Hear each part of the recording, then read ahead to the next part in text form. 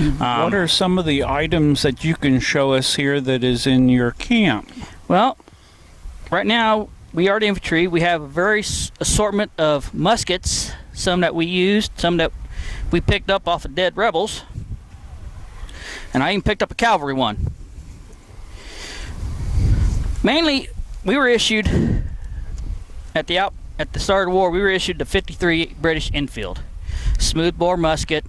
All right, 58 caliber.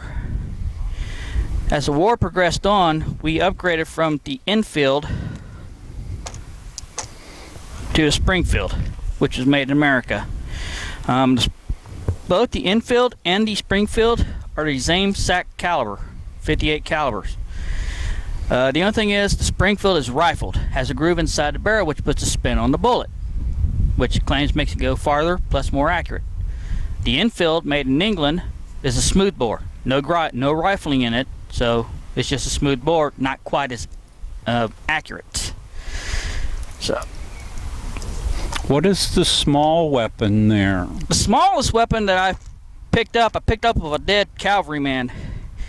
It's the Gallagher. It's a breech loader. Takes a brass cartridge. Big one. Yep. There would also be a lead ball or lead bullet head right there at the end. This would be filled with powder. There's a hole in the back. All right. That's because this is a percussion.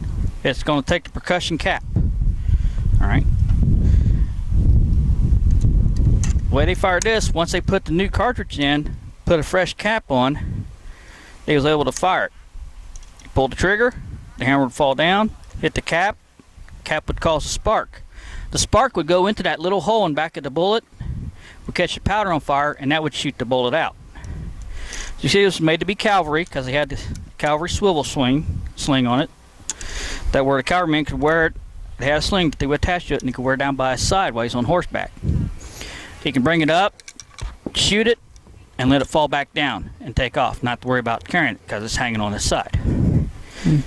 The other things that are hanging on the side. We've got the issued haversack, which is what the soldier carried their personal belongings in and their rations for that day, along with the cartridge box, which would hold 40 rounds for the infantry, neatly in there. And then also, you're going to need your caps, your percussion caps, which is what this little box is, and that's going to hold your caps. All these rifles are muzzleloaders. They need their percussion caps. They need the cap to fire. And bayonet. Then your bayonet, I see, that is a weapon that fastens. It can be used as a weapon. You can use to dig. You can use it to cook. Candle holder at nighttime. It was used for a lot of different things, and you want to keep them dirty, so that once you stab the person with an unclean bayonet, infection would set in, and they would die that way, slow. Infection.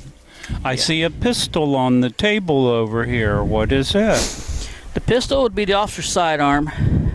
What we've got here is the 1851 Colt Navy, made by Samuel Colt. It is a 44 caliber. It holds 6 shots. It's also percussion. Needs a percussion cap. This would be what the basic officer would carry with him on the field.